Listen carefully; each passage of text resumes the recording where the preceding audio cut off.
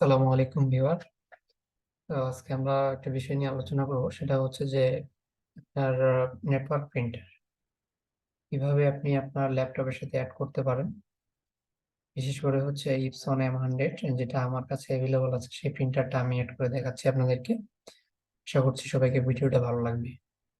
অবশ্যই ভিডিওটি শেষ পর্যন্ত দেখবেন এবং লাইক, কমেন্ট এবং সাবস্ক্রাইব করতে অবশ্যই ভুলবেন না।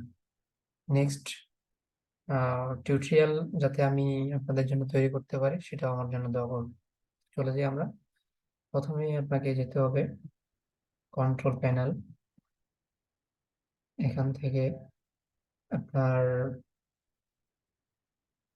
ডিভাইস এন্ড প্রিন্টার এই অপশনটিতে যেতে হবে। এরপরে এখান থেকে আপনার হচ্ছে প্রিন্টার এন্ড স্ক্যানারে যেতে পারেন, অথবা এখান থেকে সরাসরি অ্যাড করতে পারেন। যেহেতু এখানে চলে এসেছি, তো আমরা এখান থেকে অ্যাড করব অ্যাড ডিভাইস। তো এটা অ্যাড হতে কিছুক্ষণ সময় লাগবে। দেয়ার ইজ নো প্রিন্টার দেখাচ্ছে।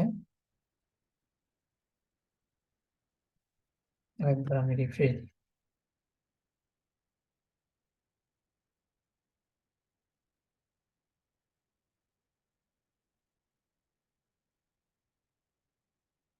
আচ্ছা, দেওয়ার পরে আমার এখানে দেখেন আমার যে প্রিন্টারটা আছে সেটা অলরেডি শো করেছে। Epson Epson 0A2946 M100 series আছে।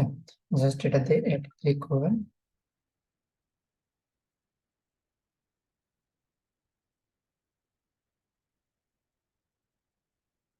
এটা ক্লিক করার পরে এটা কিছুক্ষণ সময় লাগবে অ্যাড হইতে। ঠিক আছে, তো আমরা কিছুক্ষণ সময় অপেক্ষা করবো।